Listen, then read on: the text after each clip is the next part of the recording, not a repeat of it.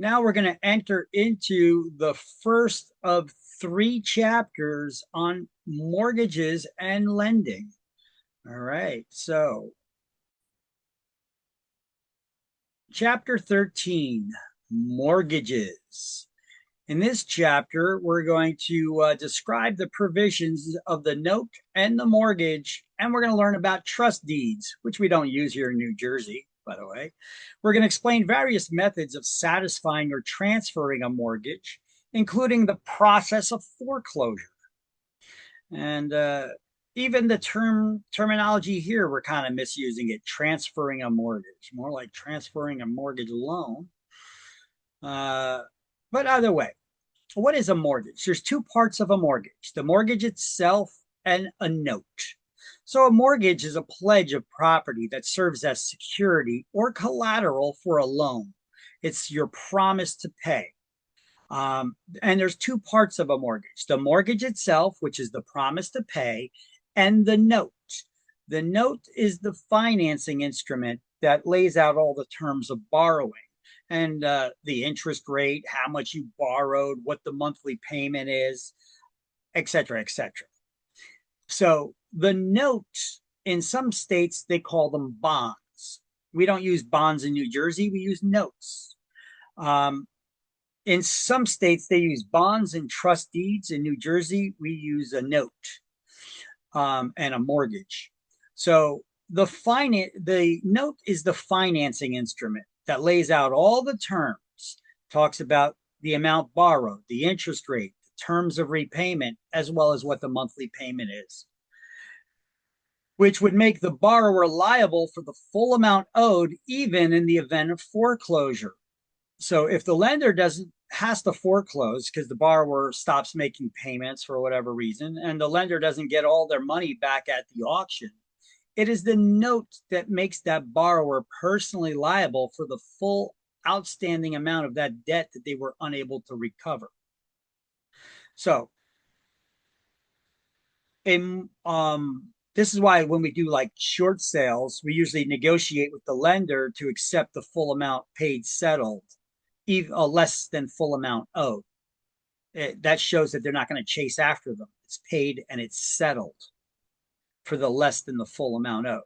Okay, it tells you pretty much right there.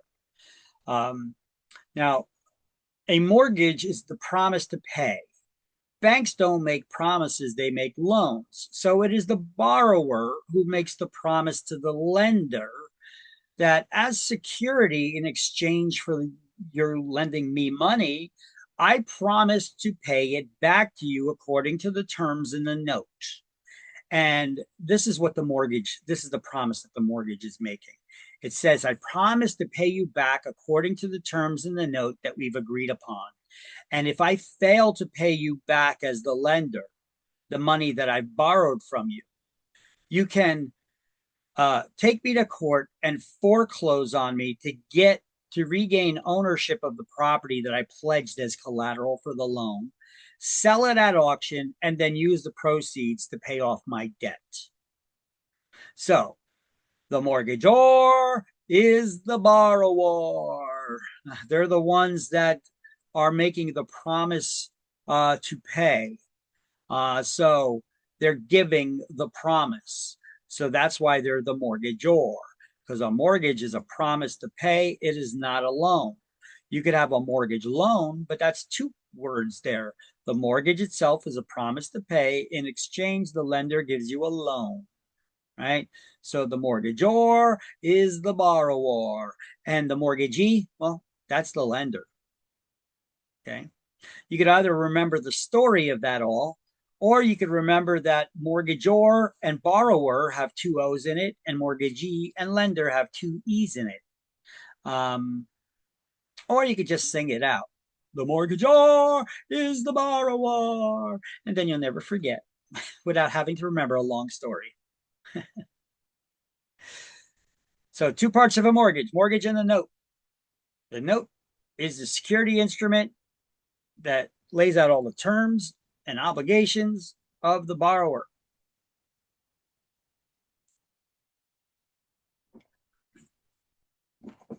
Do you know that you cannot collect or a lender cannot collect on a debt unless they can prove that you owe them money?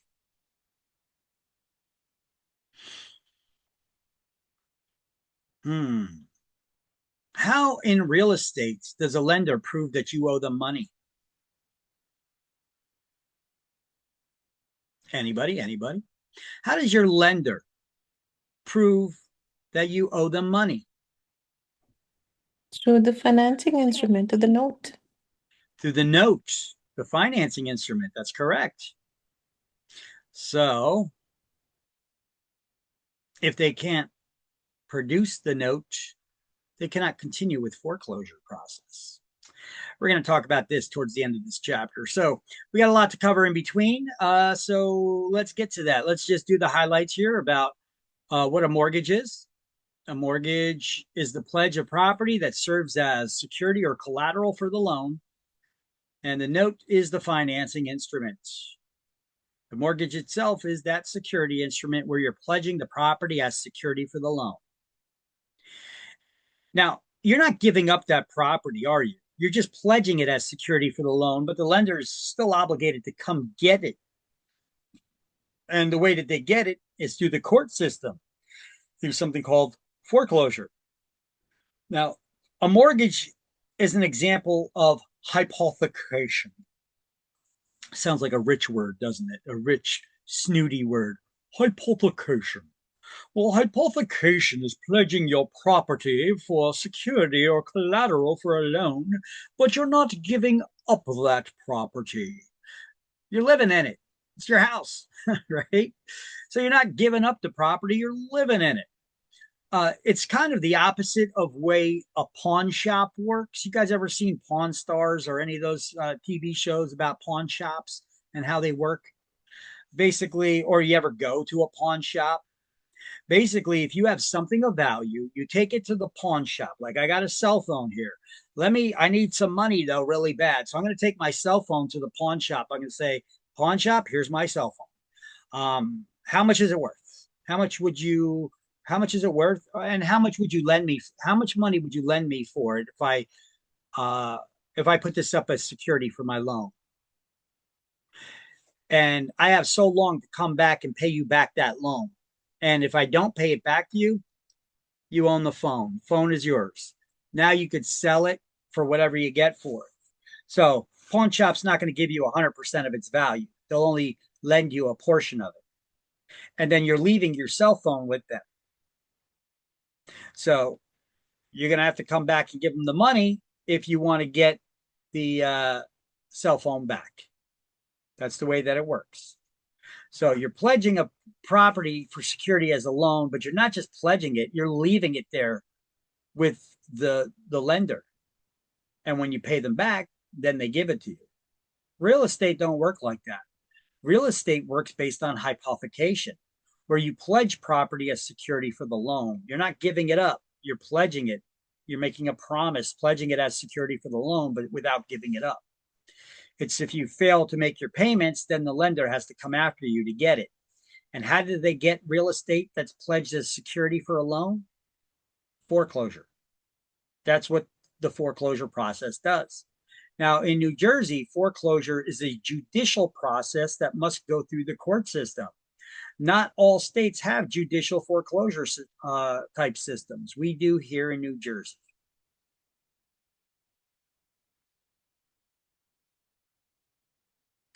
So let's highlight, or let's highlight. This is just showing you the mortgagor is the borrower. They're the owner of the property, the one that borrowed the money for the loan.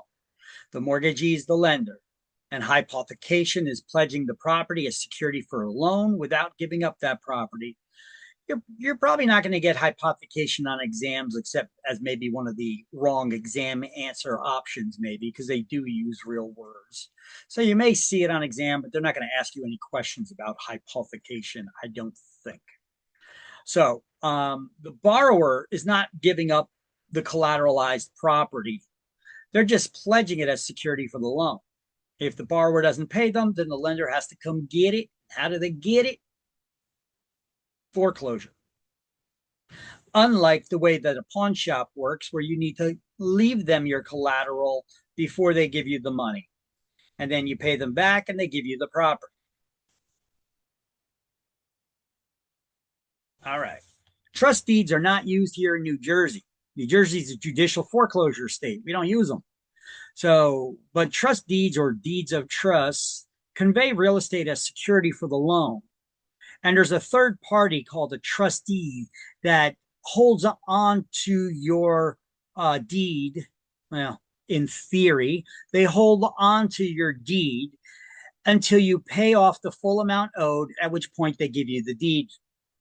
And if you don't pay them back, you fail in making the payments, they could just give the deed to the lender, and then the lender can sell it at auction and get back their money. It doesn't have to go through the court system. It goes through a trusted third party called the trustee. Okay. That's the way that those systems work in some other states.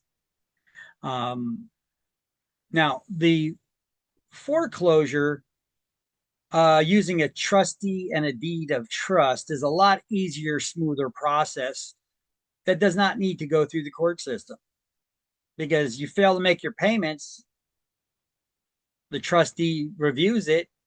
They say, yep, they're not making their payments. Here you go, lender. Here's the deed. Sell the property at auction. It's yours now. If they pay it off, they give the deed back to the borrower and they say, it's now yours.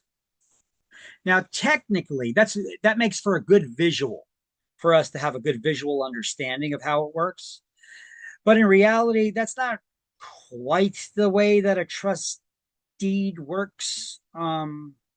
It's just that there's a mark in the public records whether you still have the debt or not.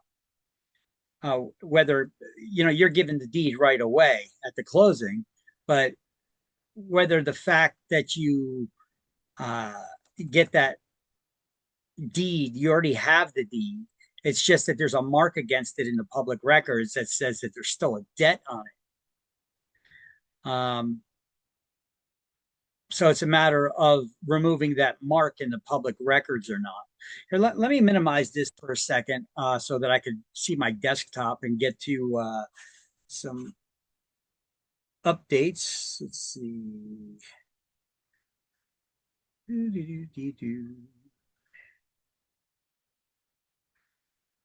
Graphics and slideshows. Nope, not that.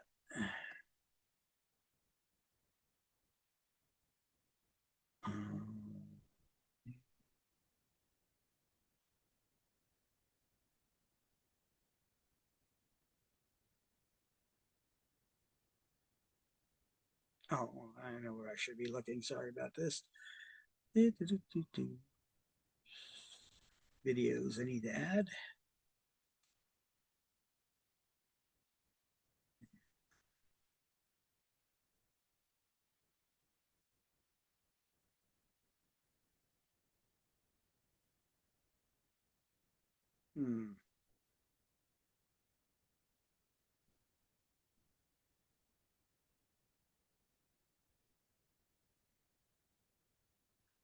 Sorry, just trying to find where I keep those videos again. I gotta sort these things better.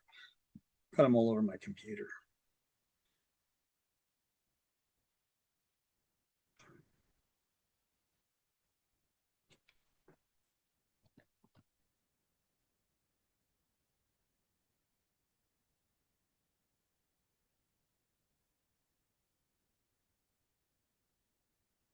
Got it. All right.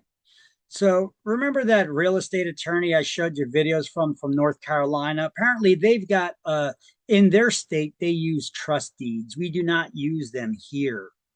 So real estate when closing. When does the deed record? Okay. I believe this is the video where she explains how that works in those states there. Asked in every closing, it's got to be really close. And that is, when is the deed recorded? I'm Tiffany Weber, and I am a real estate lawyer in Mooresville, North Carolina at Thomas & Weber. Subscribe to the channel so you can get more information just like this about the real estate closing process. There are a lot of things that need to happen before the deed can be recorded.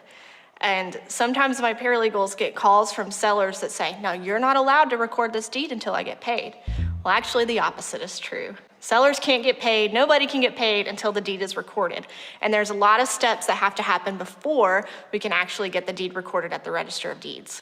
The first thing is the parties have to sign all of the necessary documents. So if the buyer's getting a loan, the loan paperwork has to be signed, the seller's got to sign the deed, and there are other documents that are required under the contract. And then also, all of the parties' obligations under the contract have to be fulfilled. So whenever you first go under contract to buy a property, there's a long list of seller obligations, and then there's a list of buyer obligations. Those things all have to be satisfied. Usually they are before the parties even get to the settlement to sign the paperwork. Another thing that has to happen is that the parties have to sign the final settlement statement. So sometimes when you have lenders involved, or if there are invoices that need to be paid that haven't been disclosed to the closing attorney until last minute, the settlement statement can be changing up until it's time to close. So if there have been any changes to the settlement statement, the final version has to be executed by both parties before the deed can be recorded. Also, all the money necessary to fund the loan, to be able to pay the seller the full purchase price and pay everyone that gets paid on the closing statement, all of that money has to be in the lawyer's trust account before the deed can be recorded. If not, the deed can't record. So buyers, if you haven't sent your money, your deed isn't getting recorded. The lender hasn't sent the money, the deed isn't getting recorded. So that's very critical. And then the very last thing that happens before the deed is recorded is the title update. So everyone's really antsy to get the deed recorded because that's when the seller gets paid, that's when the realtor gets paid, and that's when the buyer actually owns the house. But all of the parties either don't know about or forget about this really important step that has to happen first. So the title update is the process where someone from the closing attorney's office goes to the county, whether that's electronically or in person, and looks at the important records related to title to make sure there are no defects that have popped up between the time the title was searched and the time of closing. So that means if the seller has perhaps had some liens put on the property or had a judgment against them in the time from when the title search was completed to when the title update is done, that means that's gonna have to be resolved before the deed is recorded. Another thing that we talk about with deed recording, because people are very antsy to get it done, is they say, well, why don't you just e-record it? That way it'll be instant. That is not true. In North Carolina, the e-recording process, while very... All right, this is actually a good video for another time for explaining how the closing process works, but it's not good for explaining actually what we're talking about right here. I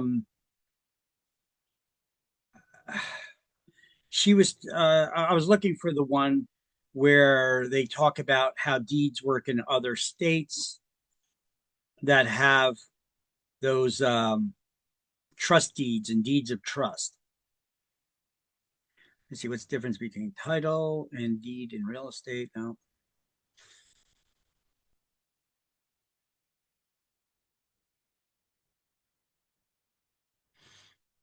Trust deeds, deeds of trust.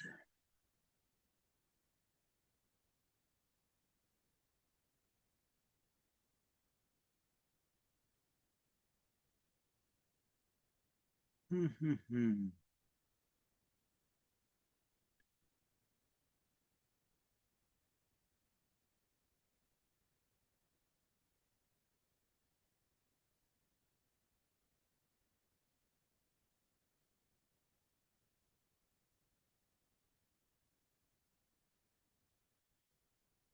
know what? Maybe I didn't download it. All right. Well, it doesn't matter.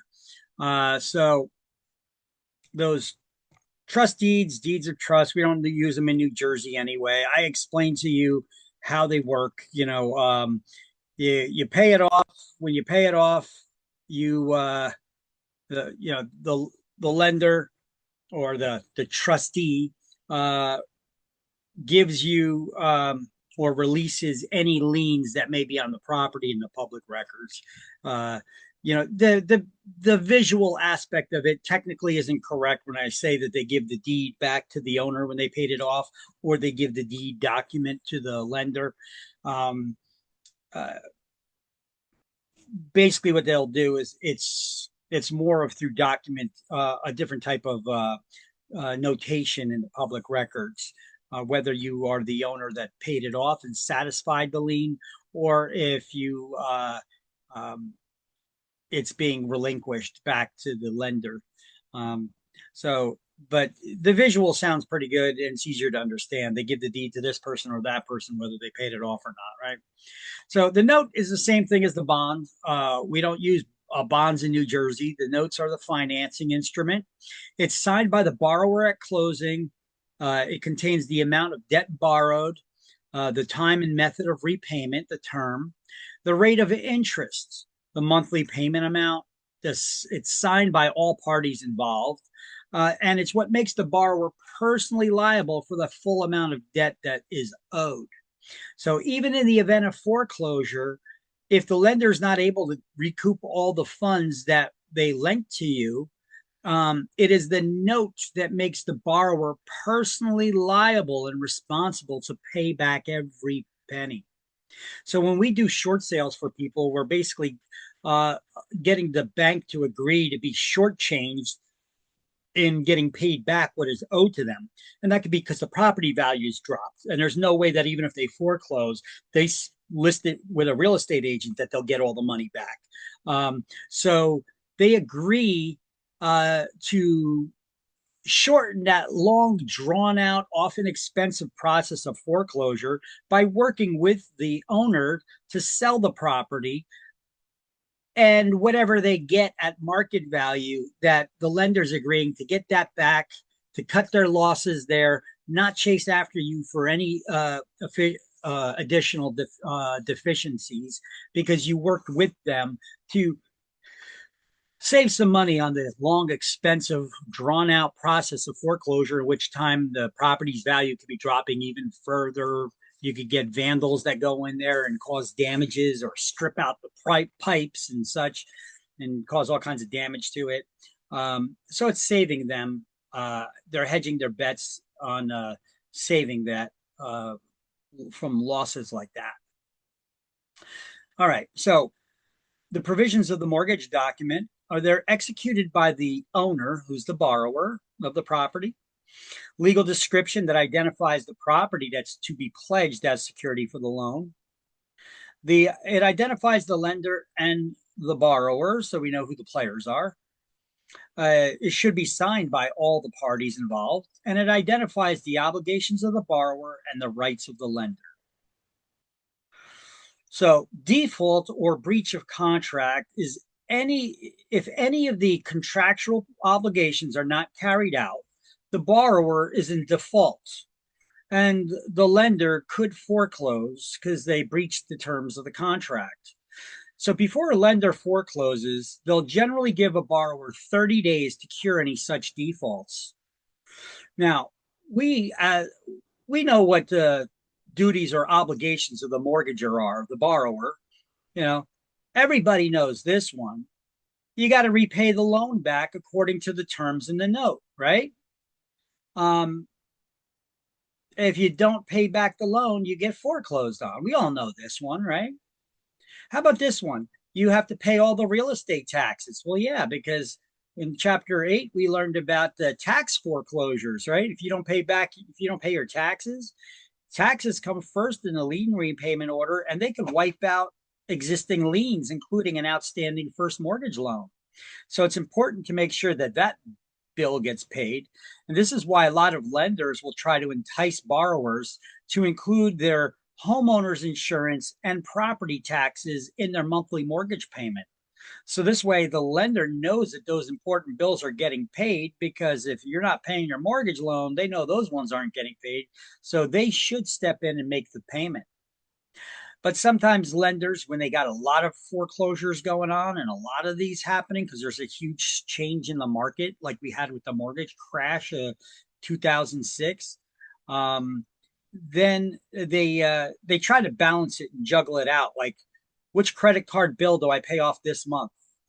So the lenders paying some people's bills that are most critical, and then putting the other ones off until they become to the last minute. Then they try to step in and make the payments. But they're humans too, and sometimes they forget and they miss, and they get foreclosed on. The homeowner gets foreclosed on, and they wipe out any liens out there for non-payment of taxes, including the first mortgage loan.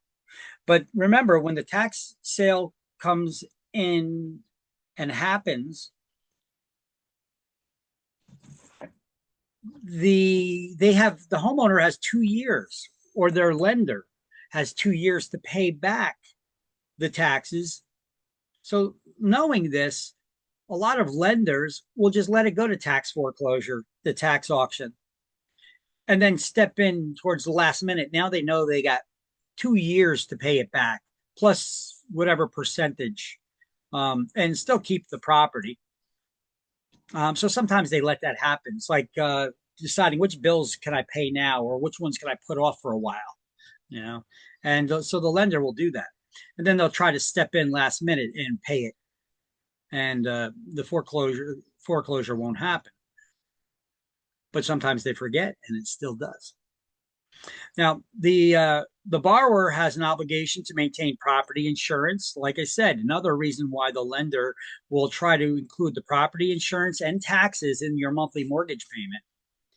The borrower must obtain lender's permission before doing any major renovations on the house.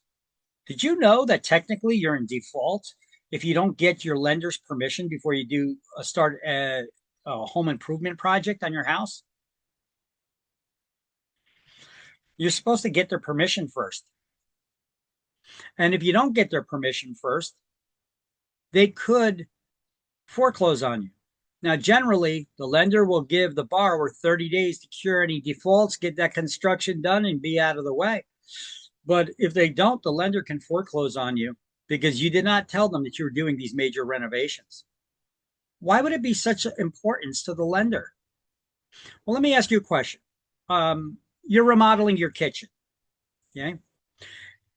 What's the first thing you do in that remodeling job when you're remodeling your kitchen? What's the first step? We all watch these programs on TV, fix this, flip that. What's the first step that they do when you start such a project? Design. Demo day, demolition. You got to rip out, you got to gut the property, rip out everything that's there, right? So let's just say you demo day, you gut out the old kitchen, prepare it for the new. You got to rip out what's there first. So you do that. And now you find out you lost your job, you get laid off. Is your primary goal to finish the kitchen? Or is it, how am I going to make my mortgage payments? How am I going to feed my family? The construction project may get put off for a while, right? Now, you hope that you get another job or you get brought back in because you got laid off, whatever it is. And you're missing more and more payments and you eventually get foreclosed on. What is the lender getting? They're getting the property, but they're getting a property that doesn't have a kitchen. Did you just devalue their collateral?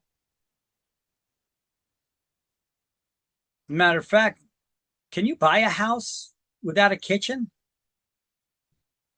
Sure, if you use a construction loan or cash. So are you limiting the potential buyers out there who could purchase that property? Yes. You also devalued the property because it has no kitchen. So this is why the lenders consider you to be in default if you start such projects without getting their permission first. They want to see who the contractors are that are doing the work. What are the plans? Where are you getting the money to do it? Do you have all the money that's required in order to complete this project? They want to make sure of that. Otherwise, they could end up in this type of a situation. The borrower needs to maintain their property. Otherwise, technically, you're in default. You know, say the city reaches out to your lender because they're going to start fining you $1,000 a day, and it could turn into a lien against the property and even foreclosure if the homeowner does not maintain their property. They just allow everything to get grown over. The grass is 5 feet tall. You got little saplings growing on your front lawn now and in your backyard all over the place. It's a huge major attraction and health hazard. It's a major attraction for rodents and other critters. the city could reach out to the lender and require them to do it. Otherwise, they're going to foreclose on the property. If these fines don't get paid and the property's not getting maintained, they could do that because it's a public health hazard. So the lender could foreclose on the borrower to get the property back before they do such things. Secure permission before adding a second mortgage within 30 days. Yeah, because the primary lien holder, they want to secure that position as the primary lien holder. So they don't want anybody else getting another mortgage loan within 30 days, that property owner getting another mortgage loan from another lender recorded until their interest is recorded first as the primary lien holder. All right. Let's highlight these notes and write these notes in on your book on page 259. Next to provisions for default, write first step in foreclosure. Highlight the alienation clause, assist the lender in foreclosure. However, before this, a lis pendens is recorded in the public record, so we're going to write that in. We're also going to learn about the defeasance clause, which ensures that when the debt is repaid, the mortgagee, that's the lender, has no further claim on the property. Yeah, because defeasance clause sounds like defeated. It's when the borrower defeated the loan and they paid it off. The lender has no further interest in the property. It's also the clause that requires the lender to go back and record another document in the public records called a satisfaction of mortgage lien, or simply a satisfaction of lien. They never removed the lien from the public records. They just had another document saying it was satisfied. And then we have the estoppel certificate, which is executed by the borrower. That means they signed it, verifying the amount that remains to be repaid and the interest rate, etc. Usually when you get a mortgage loan, your lender already has plans to sell that loan to another investor. Your lender usually just is in the business of originating loans, and then they resell those loans. They get all their money back, plus maybe some of the interest paid as profit to them. And they could also get paid an additional servicing fee to maybe continue doing the collections of the monthly mortgage payments. That's how your local lender makes money. Okay, so the estoppel certificate, before any investor buys that loan, they're going to want an estoppel certificate signed by the buyer, which verifies the terms of the loan that they're buying. And a reduction certificate does the same thing as the estoppel certificate, except it's signed by the lender, who also verifies all the terms of that loan that they're buying. Okay, so you guys write out all those notes and do the highlights and write out all those notes. I'll keep it on screen here for a minute. I'm also going to pause the recording, while you guys do that. All right, so you got all this. So the next slide, boom. The acceleration clause. Here's my notes now. The acceleration clause assists the lender in foreclosure, allowing them to accelerate the terms of the repayment of the debt, demanding that the entire debt is due and owing immediately. Now, prior to this, they enact the acceleration clause. Prior to enacting the acceleration clause, the lender would file a lis pendens in the public records. It puts the world on notice that a possible future legal action is coming. That legal action being foreclosure, because the borrower's behind on their mortgage payments. So the lis pendens is just a public notice of that possible forthcoming legal action. And the defeasance clause, it sounds like the word defeated. Defeasance, defeated, defeasance, defeated. When you've defeated that mortgage loan, how do you defeat a loan? You pay it off. So when you finally defeated it, the defeasance clause kicks in. It requires the lender to record another document in the public record saying that it had been satisfied, the loan had been satisfied. So therefore, the lender, the mortgagee, has no further claims on the property because all the loan's been paid back. Okay. So these are terms you will see on exams. Acceleration clause, lis pendens, defeasance clause. and estoppel certificate. You probably won't see reduction certificate, but you never know. Either way, I explained it to you. You definitely get estoppel certificate though. You need to know what that is. Estoppel certificate is when the lender sells a loan, the mortgagor, that's the borrower, they sign an estoppel certificate to verify the contractual terms of the loan. They verify the original loan amount, the remaining balance, what the monthly payment is, the interest rate, the terms of repayment. So they could then supply this to some investor who may be buying this loan. Now, that investor is also going to want that lender who's selling them the loan to verify that same information. But the document that the lenders sign is not called an estoppel certificate, it's called a reduction certificate. So the lender signs it and they verify all that same information. When they sell loans, or if a buyer wants a payoff and they want to find out what if the current loan owner, the owner of the property, wants to get a payoff statement because maybe they're going to refinance or maybe they're going to sell the property and they want a payoff statement to know how much to pay it off, they get a reduction certificate from the lender, the current lender. It basically tells them what the current balance is, what the terms are, as of now. You're verifying all the terms. So the note is a negotiable instrument that may be sold by the lender. It often is. Assignment of the mortgage, well, whoever gets assigned, the new owner that gets assigned that mortgage loan, they will honor the existing terms. They're not going to be changing the interest rates on the borrower or anything. They can't do that. They're buying that loan as it already exists. Now, when that loan is paid off, they file a satisfaction of lien in the public records. It's just another document that they add. They're required to add because of the defeasance clause. And when the borrower pays off the loan, it's added to the public records that the loan had been paid in full. It's been satisfied. So, recording mortgages, they're recorded in the county where the property is located. The date of recording establishes the priority of the lien. And before any documents can be recorded in the public record, they have to be signed and acknowledged to confirm the signatures are genuine to prevent forgeries. That's what an acknowledgement is. Basically, someone checks your ID before you sign the documents, usually a notary, could be a judge, an attorney, or a trusted public official like an elected politician. This is a fun one, usury. Ever hear this term before, usury?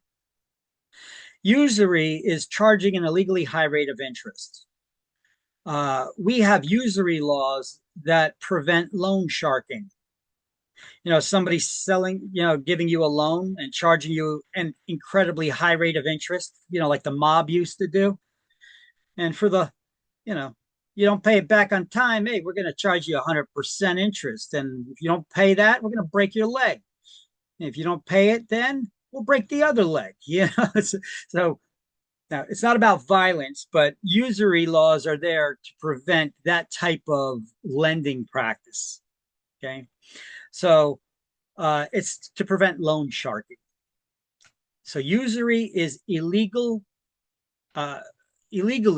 charging an illegally high rate of interest. Usury laws are there to prevent this illegal practice of loan sharking. Usury is not illegal. We have usury laws in place to prevent that. Well, actually, usury is illegal. Usury is charging an illegally high rate of interest, but we have usury laws in place that prevent it. There we go. I said it right that time. It came out right. Sorry about that. Now, check this out. What is considered usury? In New Jersey, seller financing, if the seller can charge you no more than 16% interest on their first mortgage. However, if it's their primary residence they're selling you and they're giving financing on that, they may charge as much as 30%. And that's not considered usury. Ah, could you imagine what you pay for your house? And 30% interest rate is not usury? Damn, I don't think the mob even charged it. Actually, no, they may have. They may have, or more. Um, but wow. Now, usury laws, uh, it's interesting. They only apply to private lenders, not institutional lenders. Here's a little cartoon from an economist. It's actually based on a whole movie that's about 47 minutes long. I'll make the link available to you. We're actually going to watch like 10 or 15 minutes of this 47-minute movie. Here's a clip from it that just explains what usury is and how it's. Let's just watch the clip. At one time, charging any interest on a loan was called usury and was subject to severe penalties, including death. Every major religion forbade usury. Most of the arguments made against the practice were moral. It was held that money's only legitimate purpose was to facilitate the exchange of real goods and services. Any form of making money from simply having money was regarded as the act of a parasite or of a thief. Aha, that's why it was subject to death. That was interesting, huh? You ever hear that before? Every major religion at some point in time considered usury a crime that was punishable by death. Now, over time, some religions relaxed it. They realized that lending is a way to facilitate the borrowing for exchange, to buy things and sell things. So usury, so they allow charging interest now. But some, like the devout Hasidic Jews or Muslim faiths, they still don't allow charging interest. It's against the religion. So how do you get a loan if paying interest is illegal and it's against your religion? How do you get a loan to buy a car or a house?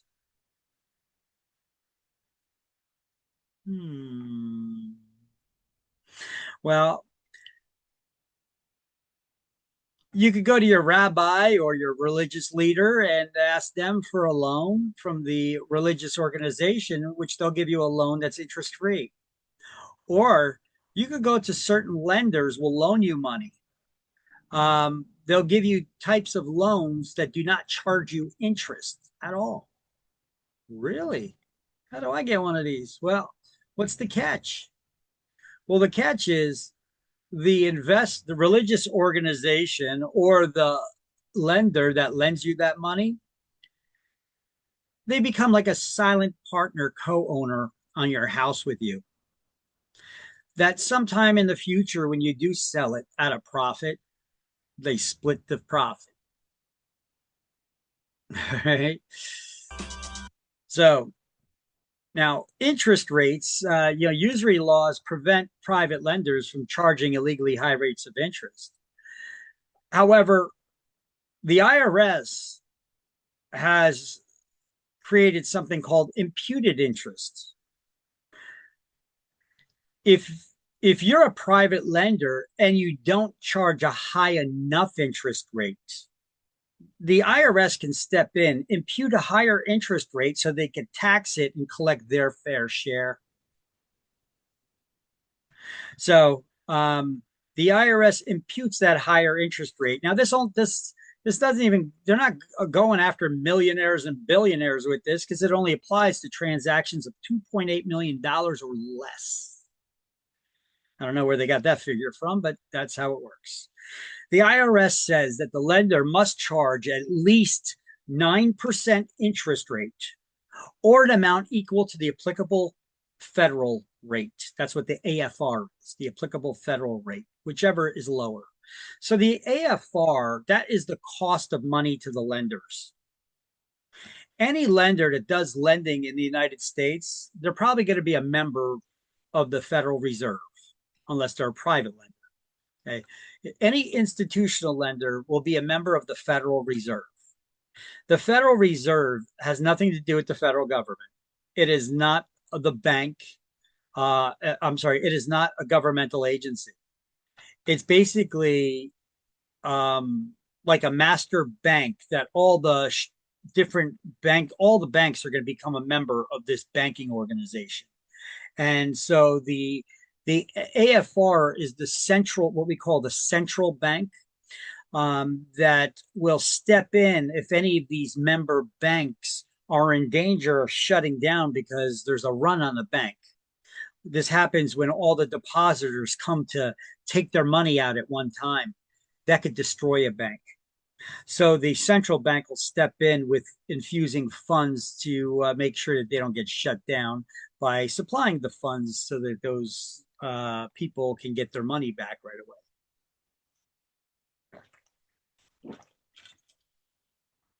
The central bank also sets the interest rates that they're to charge for lending.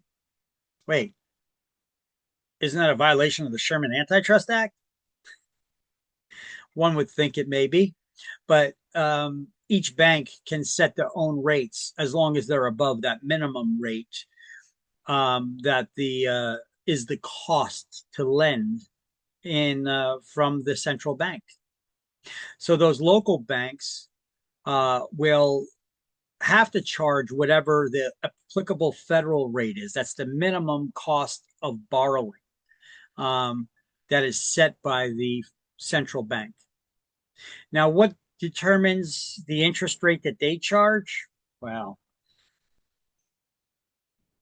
you see President Trump always arguing in his first term and in this term with the guy that was running the central bank, the Federal Reserve, because he's raising interest rates too quickly, or because he was raising interest rates too quickly, or he refuses to lower the rates. And the purpose of the Federal Reserve is to analyze the economy and then make decisions to try to best balance out the economy, but also keep it favorable for lenders, those investors, those investment bankers, to try to find a good balance between. See, in the past, our money used to be, its value was tied directly to precious metals, gold, silver. We were on a monetary system where our money had actual writing on it that it's worth its face value in gold, redeemable in gold or silver. Now it's not. Now it's just based on whatever the reserve sets. So as long as the people have belief that that money is worth what the number is on the front of that bill, then the system is strong. When people lose faith in the money actually being worth what it says, that's when financial systems start crumbling. And it's interesting to see what's going to be happening right now, because for years and years, Trump has been arguing to people that our government is spending money like a drunk hooker on date night. They're spending money so carelessly. And when they run out of money to spend, all they do is raise the debt limit. When you raise the debt limit, that's like raising the credit card balance, the spending balance that you have available to you. Okay. That's not a way to manage your finances, right? In your household, when you buy stuff for the household, you go food shopping, you buy a car, you buy the children's clothes and such. If you can't afford it, if you can't afford something, do you go out and just get another credit card and raise your debt limit, how much you could borrow, so you could borrow more to keep up your spending habits? No, that's insane. But that's the way our government operates. Okay.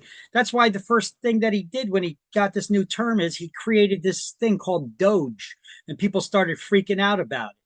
Of course, it's all political nonsense that people freaked out about. They found a lot of waste, fraud, and abuse, but they're getting fought at every stage of it to try to. Why would anybody want to fight against rooting out waste, fraud, and abuse in our government? Well, because they have political interests or they have their protesters that get paid by these same people to go out there and protest nonsense like this. This is something that our government needed. They needed to get in check because there are no checks or balances. We get parties that are in full control of this or that, and they spend money like it's going out of style. And that creates a problem. He started doing tariffs, charging tariffs to other countries for that don't give us, we gave other countries free trade. In exchange, they charged us high taxes. So he said, well, if you're going to do that to us, that inhibits our ability to sell our goods and services to you, but we don't do that to you. Well, we're going to start charging you just like you charge us. Although I don't think he actually charged anybody as much as they charged us, but he started charging them something. And we started bringing in billions of dollars. That's great, starting to pay off our debt. But then the political opposition, what do? They just fight him because he's got an R next to his name now, you know, and uh, and then now the courts are ordering him to pay back that money.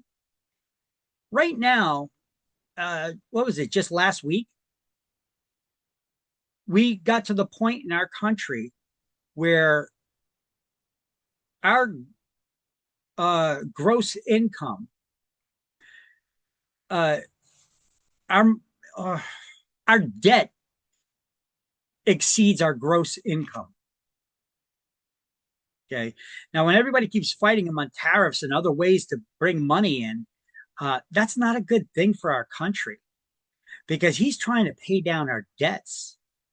You know, unfortunately, right now we're seeing some war and things going on right now, but it needs to happen because these people have been terrorizing the world for decades. You know, if we get them in check now, this could be actually a very good thing for our future. Don't worry, gas prices will come down immediately after that's taken care of. But what about our national debt? We need to take that care of that.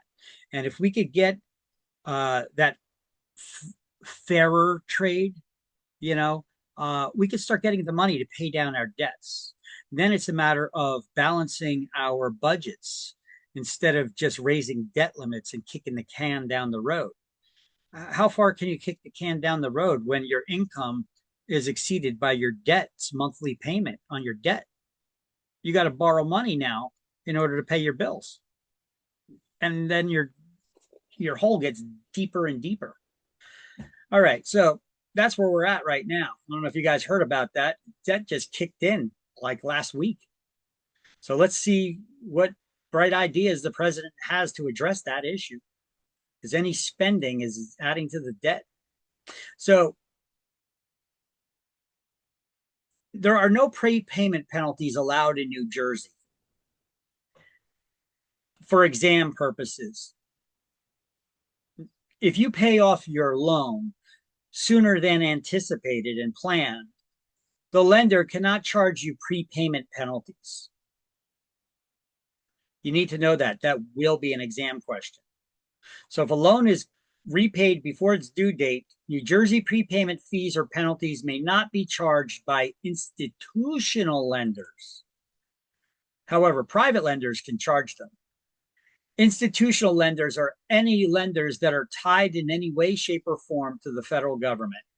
Whether those loans are insured by the federal government, bought by the federal government, guaranteed by the federal government, uh, then they are not allowed to charge prepayment penalties. If it's a private lender, they are. But don't worry about that. For exams, just remember no prepayment penalties allowed in New Jersey. Okay. So let's highlight that.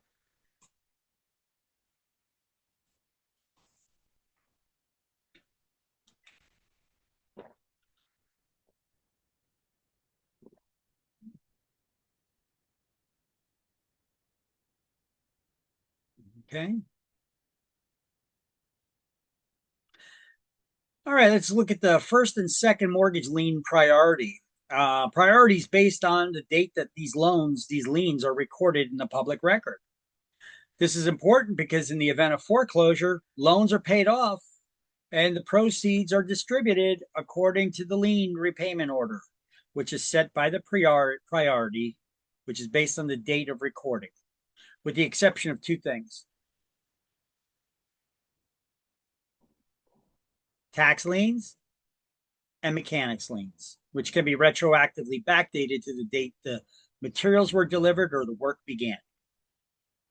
Home equity loans are often a second mortgage form of mortgage loan.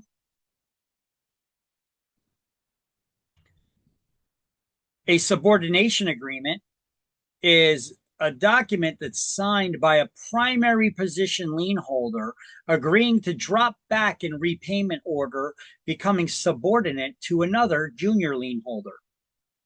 Why would they do that? I mean, they usually require when you, at the time you get a loan, that you don't get any second loans so they could secure within 30 days so they could secure their primary lien position. So why would a primary lien holder sign a subordination agreement to drop back in lien payment order behind another, becoming a subordinate to them? Well, this is often done sometimes to allow for further financing for things like home improvement loans. Those loans are much smaller, so in the event they had to foreclose, it would not wipe out the larger primary lien holder's position. So even if they drop back in lien priority, that smaller loan would not wipe them out. If there was a foreclosure, they'd get paid back their money, and then the other lien holder would get paid back. Plus, what is the purpose of a home improvement loan? To improve the home, and it increases the value of the property. So they don't see it as a risk, allowing that smaller loan to do improvements to jump ahead of them. It actually increases the value of their collateral. So they don't see it as a risk. So that's why they don't mind signing a subordination agreement, allowing that smaller lien holder to jump ahead of them. Okay. Now, when all mortgage loan payments have been made and the note's been paid in full, the mortgagee, the lender, they're usually required to execute a release of mortgage or a satisfaction of mortgage, as the lender is required to do per the defeasance clause.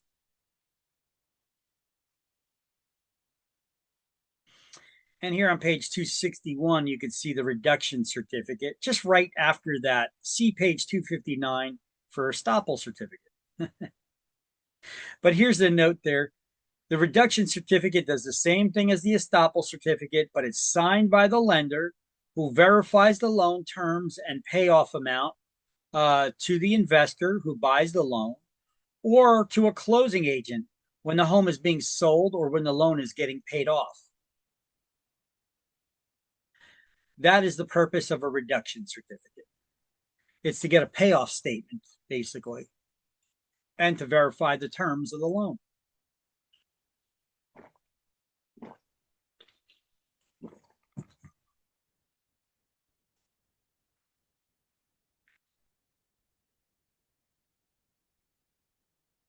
All right.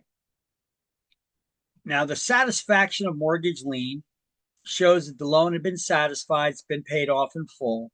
Lender has no further claim on the property. When you assume a seller's mortgage loan, you're basically taking over someone else's mortgage payments. The primary mortgagor, the borrower, never gives up liability to pay it back, though, if their loan was assumable. Now, what makes a loan assumable? Well, most loans are not assumable because they have a clause in the note called a due on sale clause. The alienation or due on sale clause, also known as the resale clause in the note, basically prevents a loan from being assumed. So if your loan does not have an alienation clause or due on sale clause in it, that means that a borrower can just take over your payments on your house. They don't need to qualify and get a new loan. They can just take over the existing one. So this due on sale clause prevents the loan from being assumed and taken over by a new owner, especially if it's at a lower interest rate. They want you to go out there and get a new loan and pay the current going rates. So loans without alienation clauses, they can be assumed. Now, this could be beneficial if a loan is at a lower interest rate than currently available, or to those who get new loans and current market, and the new owner wouldn't have to qualify for the loan or pay any closing costs. They just need to take over the existing loan. However, most newer assumable loans require the new owner to qualify and be approved before the loan can be just assumed. You know that most FHA loans are assumable? Same thing with VA loans.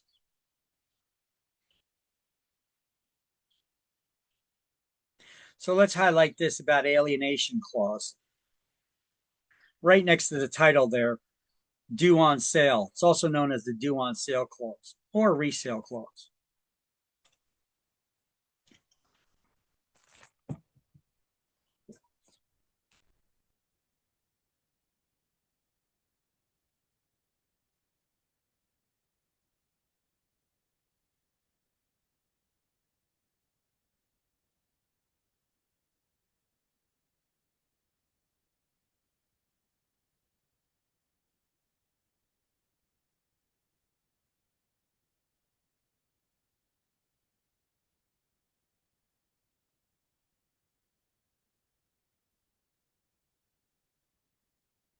Okay, everybody got that? All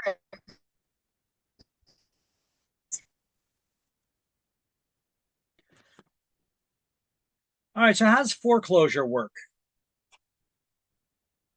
Well, when a borrower defaults in any of the obligations of the mortgage, this may result in foreclosure. Now, the lender typically gives the borrower 30 days to cure any of those defaults. Then a lis pendens is recorded in the public records that a possible future legal action, being foreclosure, may be coming. Foreclosure is the legal process of a lien holder taking over the ownership of the property which was pledged as collateral for the loan through court action. The first step in starting the foreclosure is enacting the acceleration clause, which calls the entire debt due and owing immediately. This is where the lender will stop making the calls to the borrower for collections. And even if the borrower makes a call to their lender to make a payment, if it's not for the full outstanding balance and legal cost and all that other stuff, they won't accept the payment, because that would create an implied contract in the eyes of the court that they're okay with that. So the lender could ask the court to order a foreclosure, also known as an auction or sheriff's sale. Before the sheriff's sale can take place, all interested parties, including the renter, have to be made aware that the foreclosure is in progress. This is sometimes creates a problem for an owner trying to get caught up on their payments to avoid foreclosure. Because if their tenants stop making payments because you're getting foreclosed on, you ain't paying your bills, why should I pay mine? Well, because you're living in my house, you deadbeat. Don't worry about my finances. You are a renter renting in my house, so you need to pay the rent. If you do not, I highly suggest that landlords move forward with eviction so it gets on their credit reports of those tenants who are making it harder for you to keep your home, and maybe putting the last nail in the coffin for that to be a possibility. So the owner should take immediate action to evict such tenants who create these problems. Then a sheriff's sale needs to be advertised in the local newspaper for 4 weeks and in the major newspaper in Trenton. Now, the auction, the sheriff's sale, may be delayed 2 times by the borrower and 2 times by their lender. each time for 2 weeks. Twice for 2 weeks, that's a month. Twice again for 2 weeks, that's another month. How long does it take to close on real estate transactions usually?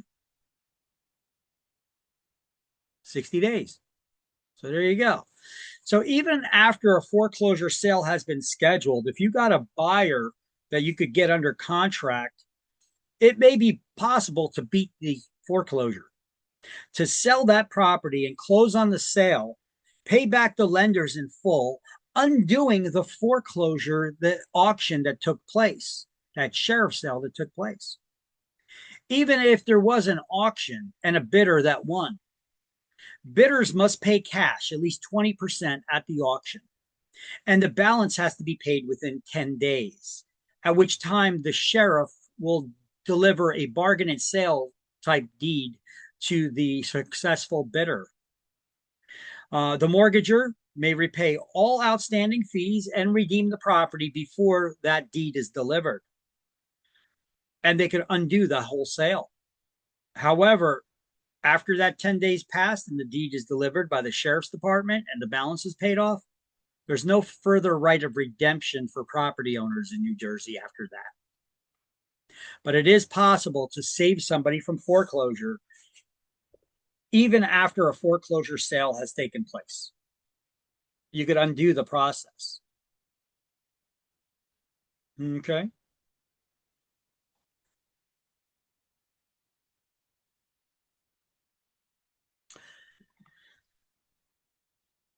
So this is how foreclosure works. If you want, snap a picture of it. It's easier. Get a screenshot.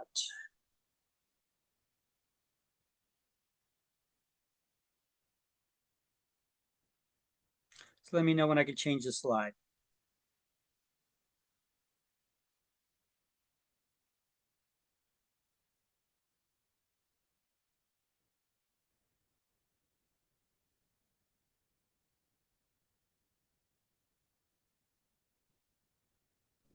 Sheriff sale is just another name for foreclosure, right? For the foreclosure auction. Yeah. Remember, foreclosure goes through the court systems where the judge will grant the sale, but the actual auction can be called a sheriff's sale. Okay, so here in the book, page 262, that's where they talk about that. We'll just highlight here that the successful bidder must pay cash 20% at auction and the rest within 10 days until a sheriff's deed is delivered to the buyer. After that time, no further right of redemption exists in New Jersey. And the type of deed the sheriffs give, it says sheriff's deed on it, but there's no deed that's actually called a sheriff's deed. It's actually a bargain and sale deed. And it just says sheriff's deed on top.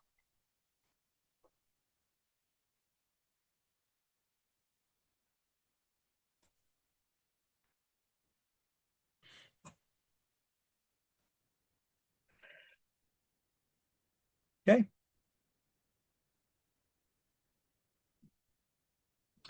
So another alternative to foreclosure is a deed in lieu.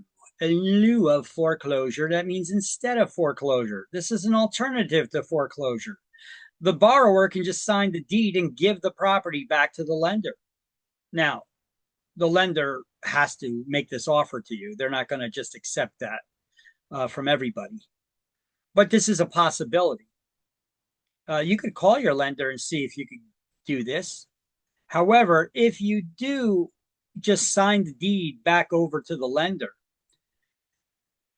are they agreeing not to chase after you for any deficiency judgments if they're unable to get enough money back from the sale, if they're able to resell that property within 90 days? No. They're not going to put anything in writing. Okay. So this is known as friendly foreclosure because the borrower just signed the deed back over to the lender who accepted it. And it's by an agreement rather than through the court system. That's why it's known as friendly foreclosure. And therefore, it does not affect your credit as a foreclosure because it's not reported. The lender takes the risk, though, because foreclosure would have wiped out any other liens that may be on the property. So the disadvantage is to the lender that they may be taking the ownership of this property that has other liens on it that still need to be paid. And if the lender manages to resell that property within 90 days, they could get a deficiency judgment against the borrower, the mortgagor, who defaulted on the loan if there's not enough from the proceeds from that sale to pay back the entire debt. However, if there is excess equity than what was owed to the lender, the borrower surrenders all the rights on the existing equity in the property. Do you know if you go through foreclosure and it gets foreclosed on and the lender gets excess money in excess of what they were owed, that balance is your equity and you get it back as a property owner. But if you offer a deed in lieu of foreclosure, you're foregoing those rights to that money. All right. Now, a short sale, I've mentioned this plenty of times already, this term. A short sale is when you sell when a property is no longer worth what you owe on it. So it may be possible, though, to still sell the property and negotiate with the lender to accept whatever amount that they could get in the open market for that property. The lender is getting shortchanged, though, on what is owed to them. They're not getting paid back their full amount that was owed. That's why they call it a short sale. There must be a real estate agent involved to do this. The lender will not negotiate with the homeowner to do a short sale on their own property. The homeowner can't be the one who's purchasing the property at the short sale, nor can any of their relatives. Okay, that would be them benefiting at the lender's loss.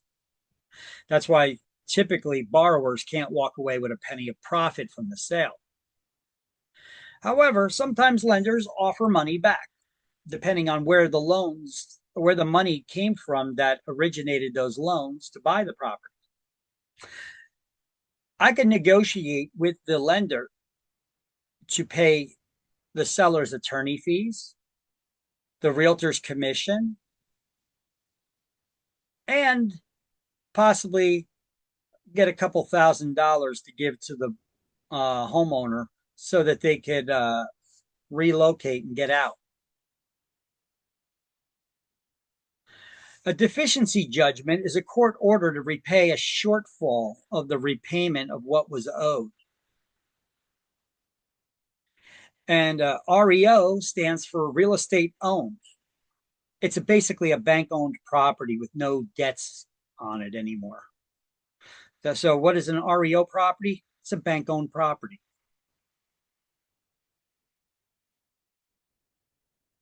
So let's highlight those things in the book. Let me know when you got them highlighted, please.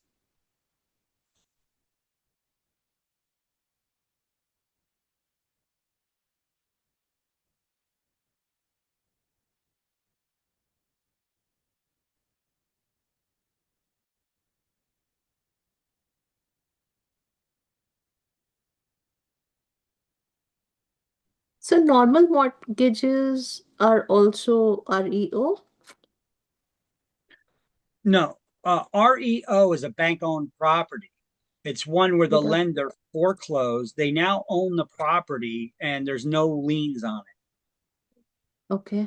It's a property that's owned free and clear by the bank with Okay. no Oh, other debts on it. that's So okay. they often list these properties with real estate agents to put them up for sale. Oh, yes. Okay.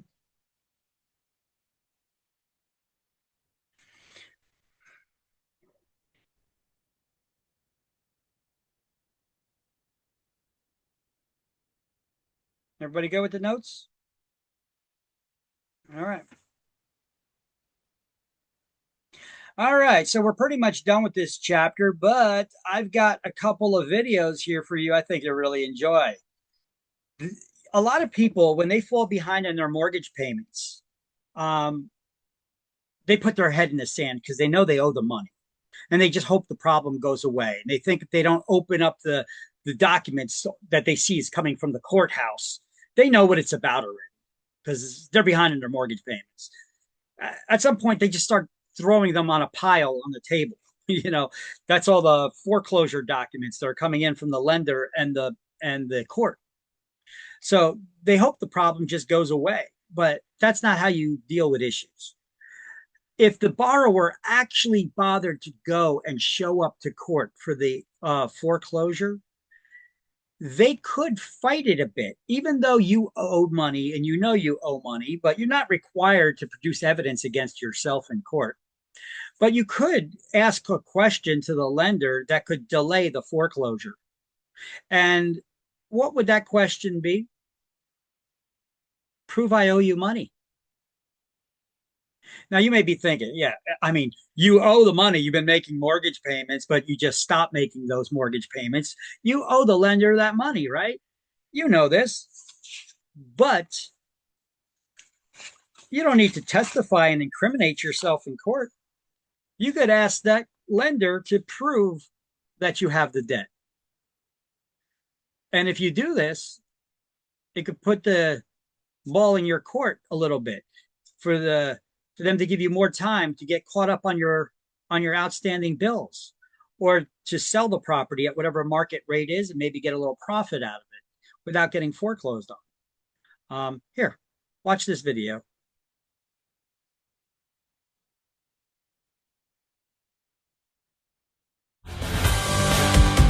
All right, joining today by Peter Murphy and Terry Smiljanich. Tell us why ConsumerWarningNetwork.com got some national play this past week with an idea to helping people in foreclosures, and that is what? That is called Produce the Note. Is it like Show Me the Money? Yeah, Show Me the Money, exactly. It's on our website, and it's received a lot of national attention. AP, CNN, ABC, a lot of different entities, and what it is, it's an attempt to provide some help to people that are in foreclosure, okay, and who are just simply trying to slow things down so that maybe they can work with the bank a little more, because the bank's not returning their calls, is not willing to work with them. They hear about these Obama plans and other plans, and they'd like to participate in them, but meanwhile the sheriff's knocking on the door, and they're going to be foreclosed next week. Well, what we talk about on our website is the idea of a simple request to the lender who's suing you. It's saying, let me see the note. You say, I owe you this money, and it's based on a note, a mortgage. Let me see the original note, not a copy of it. Let me see the original, because whoever holds that original is the one that has the right, to enforce the debt. Well, I thought these things had been sliced and diced and chopped up and bundled and sent off to wherever. The problem is right? There's still an original note somewhere. But it's been chopped up and diced and so. They're talking about the original note, the one that has your handwritten signature on it. That's the only true proof and evidence that you owe the money to the lender. You signed this document at the closing table when you got the loan. You signed the mortgage and the note. However, does the lender even know where it is? Sold and resold and resold. And what the banks, what it forces the mortgage lender to do is say, ooh, where is the note? And they have to go find it. And maybe sometimes they can't find it. They can still go to court and say, well, we can't find the note, but here's the proof that we have that we're the appropriate. So it's not a way to help like deadbeats or something, to just stay in a home for free. Because if they find the note, you're still going to be foreclosed on, You're still going to be foreclosed on. But if it buys you an extra 8 months, where you can work with the bank and try to modify, and maybe also people that have adopted the strategy, what we've seen often is that because they've taken that approach, suddenly the lender has gotten a lot more interested in returning their phone calls and working with them. It gets them actually in dialogue with the squeaky wheel gets the oil, and so they get a little more attention from the bank, and they're willing to maybe work with them. So it's not a magic bullet of any kind, but it is an approach that people who are in those kind of desperate straits where they're about to have their property sold out from underneath their feet, to buy some time to see if they can work something out. And you've seen it work for people. Oh, we've seen it work for people, and there's lawyers in other states that have told us they've adopted the strategy, and they found that courts are very receptive to it. Show me the note. Show me the note. That's fascinating. Right. Isn't that? How about this? Hello, I'm Angie Moreski. The important question now is how can you use the Produce the Note strategy to help you save your home? Attorney John Yanchunas is joining us today to help give you some tips on how to proceed. John, thanks for joining us. Thank you. Well, first question here, is this something that anybody facing foreclosure can use? Everybody should use it.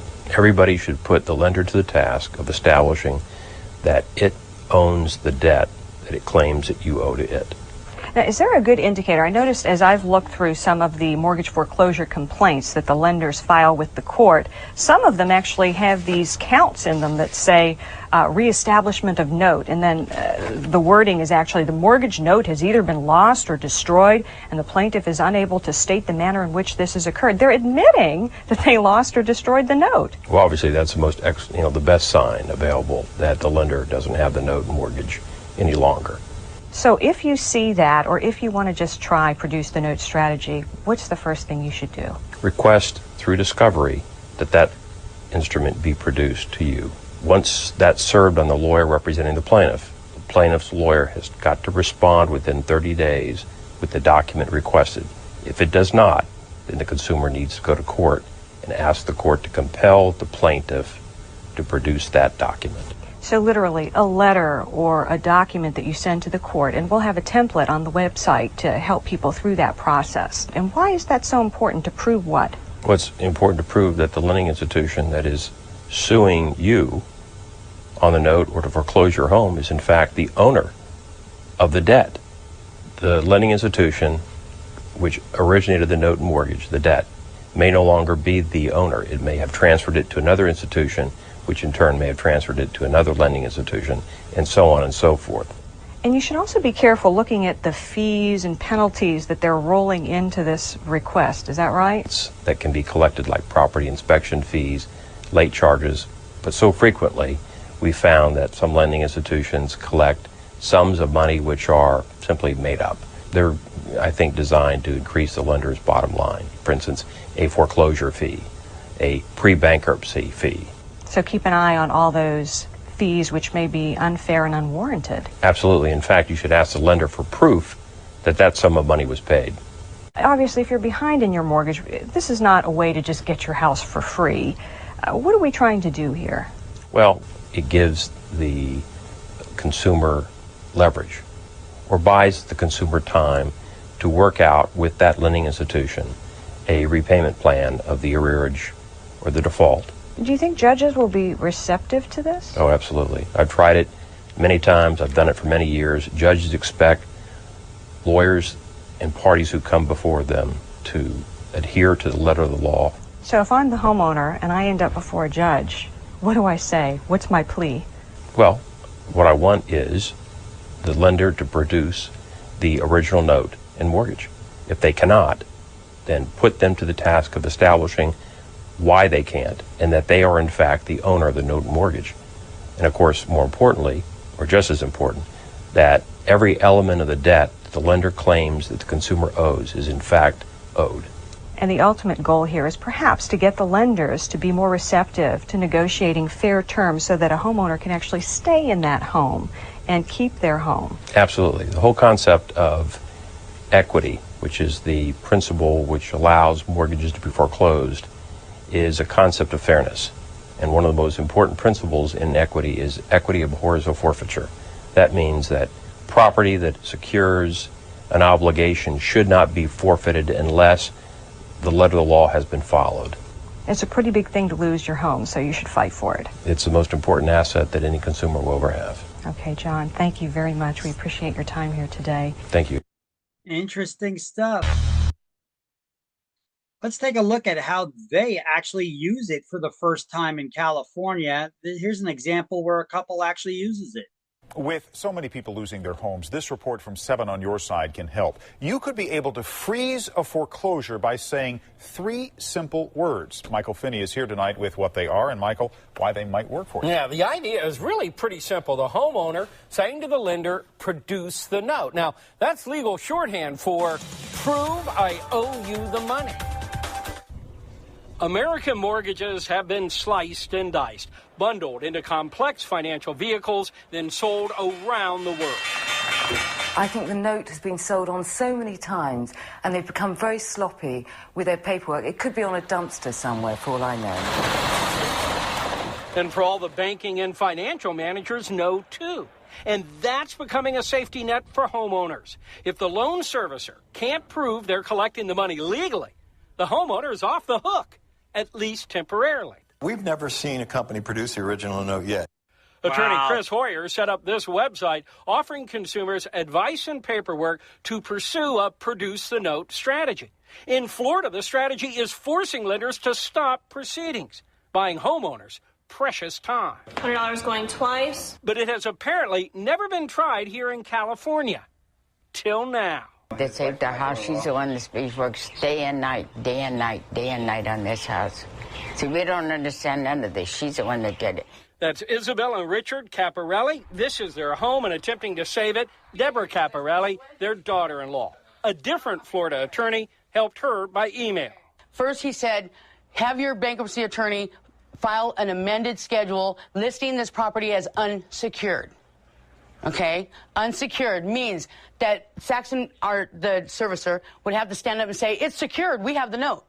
The Caparelli's attorney, Mark Voisnat, did that, allowing him to then say, produce the note. And today, the Caparellis went back to court, hoping to be the first in a long line of homeowners successfully using the produce the note strategy in California.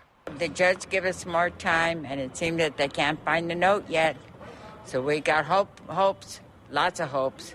Nothing was decided today, but the note has still not been produced. They claim they have it, but I have no proof that they have this note. And so you would think by now, it's been almost 3 months, they would have pulled out a copy if they had it. A recent study has found those documents are being lost an astounding 40% of the time. Now, even without the note, the banks can eventually collect if they can prove they have the legal right to a note and they can have another one issued. But that takes time, and for many in foreclosure, time is needed to straighten out their financial situations. Well, produce the note. Produce 3 the words. note. It Yeah. could save you some time. Yep. Thanks, Michael, very much.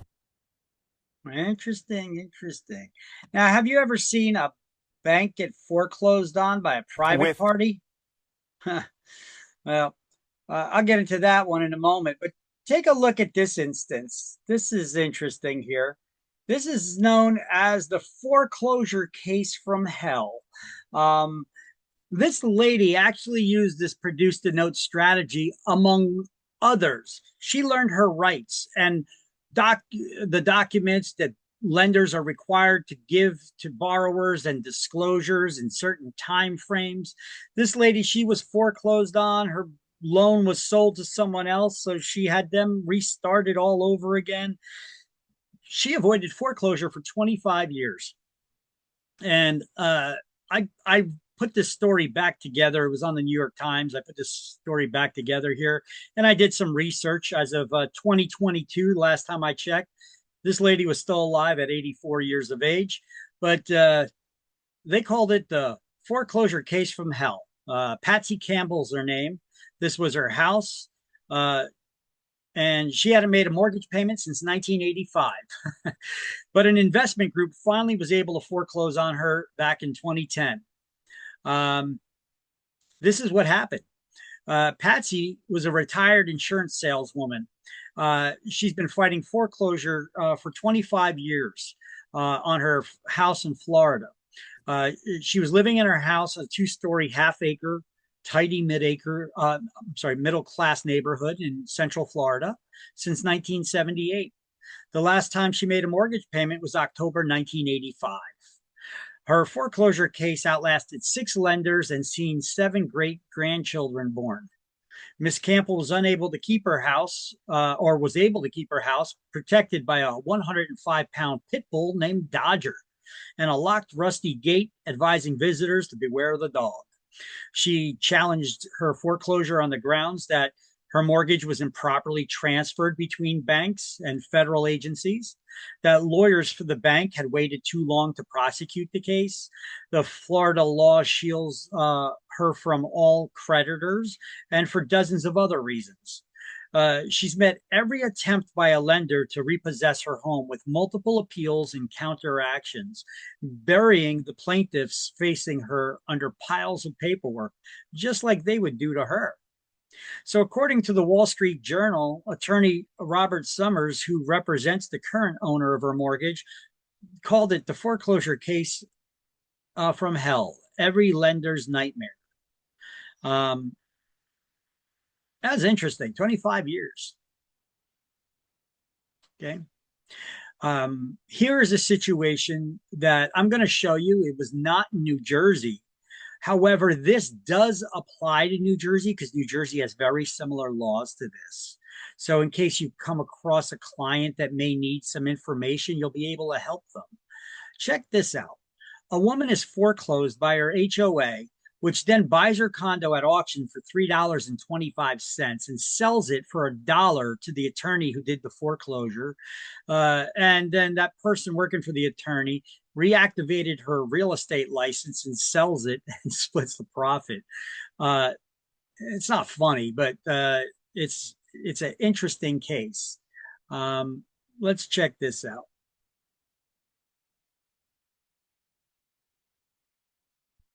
Okay, here's me calling. When Patricia Quigley calls her HOA's property management company, she gets this message.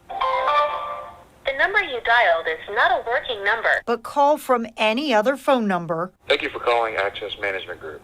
You're blocked. 9 a.m. In 2010, Quigley, upset with her HOA's billing process, decided to take a stand and refused to pay her dues, about $700 that year. But that only led to letters from Lozeka and Johansson, the law firm hired to collect on the debt. And that debt had grown. Walked in, paid him the $2,700, and when I walked out, I said, "This is all I owe, right?" Yes. But it wasn't all you owed. No. Shortly after, she received another bill for $3,000. She called and sent letters trying to figure out why. But all Quigley says she got in return were cryptic statements, dates with amounts that didn't make any sense to her. Then here comes the next set of letters. And now it's up to $6,400. Turns out there were post-judgment legal fees and 18% back interest. So even after she'd paid more than $9,000, she was still somehow behind on her dues. But in 2018, she received the most shocking letter of all, an eviction notice. You know, you lose your home. That's hard. But sadness turned to anger when she realized the HOA had purchased her home through foreclosure for $3.24 a year before she was evicted. So you had been living in your house for a year, but you didn't legally own your house. No. Quigley says not only did the HOA accept her dues payment on a house she apparently did not own, but allowed her to make another $4,600 in home loan payments before getting kicked out. She paid a debt she did not owe. Yes, that's for sure. And they don't have to give it back. Attorney George Nowak has helped craft Georgia's HOA laws since the 1980s. He says Quigley's story is tragic, but it is a tragedy of her own making. It doesn't happen in a back room in blue smoke and mirrors. Nowak says the HOA can't win a judgment until the homeowner owes at least $2,000. The court must perform a title search, have the foreclosure posted in the paper for a month, and the homeowner served. They brought this on because they ignored all of the requests to pay. They didn't show up at the trial most times. You want some more? Quigley admits she never did go to court, not understanding the process or the stakes involved. But Phoenicia Law, a homeowner in Douglas County, did try to fight the HOA's claims against her. When they garnished my bank account, I was unemployed. Law owns a home in the Rosewood Community Association. She received a payment plan to catch up on her dues, but there were a few added fees she didn't understand. I didn't know how it was stacking up. You just knew it was a lot. I knew it was a lot. She disputed the bill in court, appealing to the judge for help. These exhibits I sent to the court. But court records say Law's dispute arrived one day too late. So the judge couldn't consider issues like this check. an HOA payment mailed in vain. Clearly, returned to sender 7 times. The kicker, after she lost the case, she was told to mail her settlement payment to that same address. And this time, the check didn't come back. While it's portrayed as cold and you're taking advantage of the homeowner, it's the exact opposite. People who don't pay their assessments are having everybody else in the community subsidize them. Georgia law fiercely protects an HOA's right to collect what is owed, but neither of these women deny their debt. What they do have a problem with is the inability to mediate and ask questions when a disagreement arises. A lot of times, people can't afford to fight. They just have to walk away. According to the Community Association Institute, 6 states. That's CAI. Remember I told you about the, if you want to learn about how to manage condo associations, you get the Community Association Institute, CAI. That's what we're talking about. Have some type of ombudsman to help educate and facilitate these discussions. And several states require mediation before a lawsuit is filed. Georgia isn't one of them. After Quigley was evicted, the Reveal learned her HOA sold the house to an employee at the law firm involved in her foreclosure. That really bothers me because how could that not be illegal? According to public documents, Legacy Investment Properties, a company that didn't legally exist at the time, bought the house for $1 and a portion of the profits. The woman behind the LLC then reactivated her real estate license and sold the home to a new family. I've never heard a story like that before. Well, the HOA and law firm recouped their money, and the LLC likely made some. This cat's tougher than... Quigley ended up homeless, losing tens of thousands of dollars in equity. The courts have said there is no legitimate reason for not paying. If you believe the association has done you wrong, then sue the association. Pay it. And sue the association. Wow. That's pretty messed up story right there, but I guess stuff like that does happen.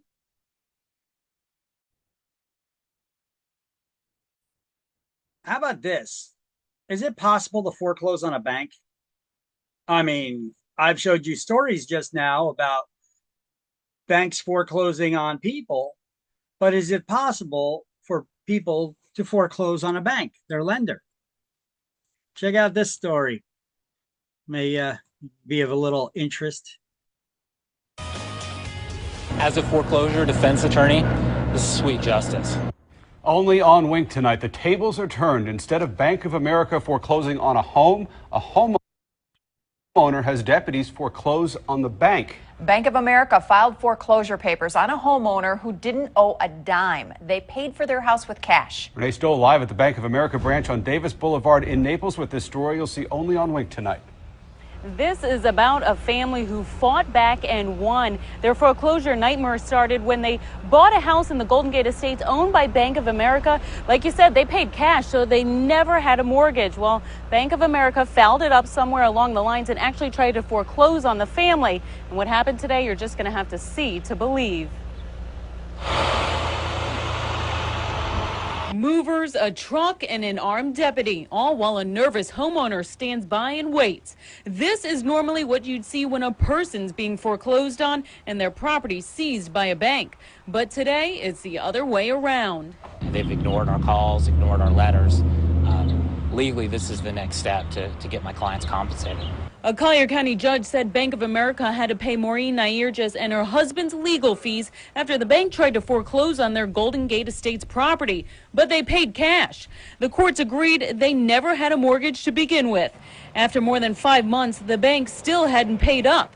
So the homeowner's attorney did just what the bank would do to get their money, seize their assets. I instructed the deputy to go in and take desks, computers, copiers, filing cabinets, including cash in the drawers. Outside the bank, several deputies stood by with movers ready to start hauling out the bank's office supplies and furniture. Inside, the homeowner's attorney was locked out of the bank manager's office by deputies while the bank manager tried to figure out what to do. He was visibly shaken. Having 2 sheriff's deputies sitting across your desk and a lawyer standing up behind them, demanding whatever assets are in the bank. It can be intimidating, but so is having your home foreclosed on when it wasn't right. After about an hour, the bank finally cut a check. As a foreclosure defense attorney, this is sweet justice, because this is a symptom of a larger problem. Now, the homeowner's attorney says that he sees mistakes all the time in foreclosure court where banks do not do their due diligence, and it winds up becoming a very lengthy process for the homeowners. He says he can only think of one other time where an attorney, the deputies, and a U-Haul came to a bank before ready to seize property. That was in Tampa. As far as Bank of America, they issued a statement saying that they apologize for the wait on the payment. They issued a notice to pay from the attorney that was working on the case on their side, but they didn't know the attorney went out of business. We'll be reporting live here in Naples. Renee Stoll, Wink News now. Wow. Wow. The bank getting foreclosed on by a private person. That's something, huh? All right. What about, oh, I got another one for the next chapter that you'll see, which is very interesting. So we're done with this chapter 13. Let's do the key terms to review for it, and we'll button that up. And I believe we'll be done for the day here. So page 264, the key terms to review, chapter 13, lender. It's another name for the lender. Mortgagee. 11 is a mortgagee. Pledging of property as security without surrendering possession of the property. Hypothecation. Hypothecation would be correct. So 9 is B. Written pledge of real estate as security for a loan.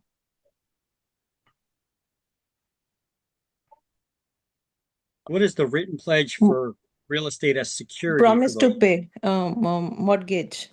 The mortgage is that promise to pay. That's your security. Correct. 10 is C. Property acquired by lenders. It's known as real estate owned. REO. Correct. 15 is D. A clause ensuring that after repayment, the lender has no claim on the property.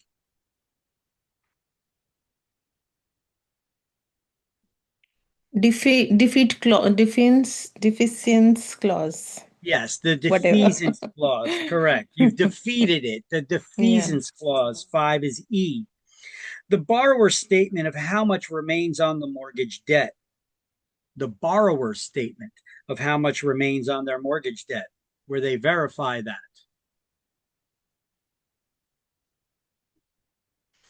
How much? Estoppel certificate. Yep, the estoppel certificate is correct. 7 is F. A court order that the borrower pay money lost by the lender after foreclosure. A court order that the borrower pay money lost by the lender after foreclosure.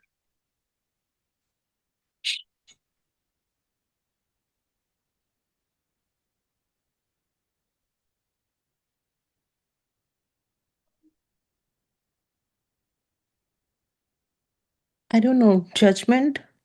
Deficiency judgment? Yeah, that's it. Deficiency judgment. It's you're deficient in paying them back all the money that was owed, right? After foreclosure. So they got a deficiency judgment. You know, after they did the foreclosure sale, the proceeds weren't enough to pay back all the money you owed. So they get a judgment against you for the deficiency amount that they could then chase after you for repayment. So that's why when we do short sales, we negotiate paid settled so that they can't do that. So 6 is G. Borrower is also known as mortgager. A mortgagor. Mortgagor is the borrower. 12 is H. Clause stating that if a property sold, the debt is immediately payable, due and owing payable. Alienation clause. It is. 2 is I. Whoa. Oops, sorry about that. That video was still open and it started playing again. Okay. 2 was I, alienation clause.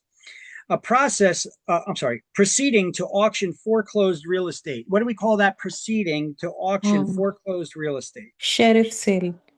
It is. 18 is J, the sheriff sale. Charging a higher interest than is allowed by law. Usury law. Yes, it's usury. 20 is K. Failure to live up to any part of a mortgage agreement.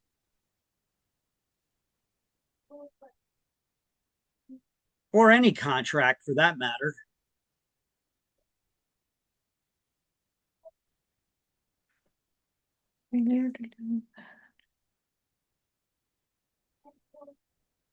Default. You are in default. 4 is L. A lender's statement that the debt has been repaid in full. What happens when you pay off your loan? What is the lender required to do? I know. Satisfaction of lien. mortgage. Yeah, so satisfaction of mortgage or satisfaction of lien, they need to record in the county where the property is located, showing that the loan had been satisfied and paid off in full. Yes, so 16 is M, as in Michael. Personal promise to repay money, similar to a note. Bond. Bond. 3 is N. Lender's statement of how much remains on the debt. The lender's statement. Yes. Reduction certificate. The reduction certificate. 14 is O. An arrangement by which a mortgage holder gives up priority.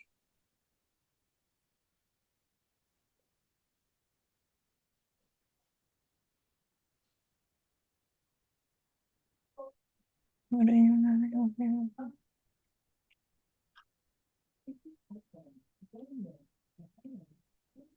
arrangement by which a mortgage holder gives up priority. They basically agree to drop back in the lien repayment order position. What do we call that? What do you call it? Look, when you drop back in the lien repayment. Subordination agreement. There you go. You get a little visual. Got you there. So subordination agreement. 19 is P. To seize and sell property pledged for a debt. Foreclosure. Foreclosure. 8 is Q. A clause stating that in case of default, the whole debt is immediately payable. Acceleration clause. They accelerate the terms, correct, of repayment. 1 is R. A document given to purchaser of foreclosed property. After the auction, within 10 days. Sheriff sale. Not sheriff's sale, but sheriff's deed. Deed. The sheriff's deed. 17 is S. Personal promise to repay a loan similar to a bond. Mortgage. What is a bond? It's the note. financing instrument. So it's the note. Correct. The note. 13 is T, the note, which is also a financing instrument. All right. And that concludes chapter 13.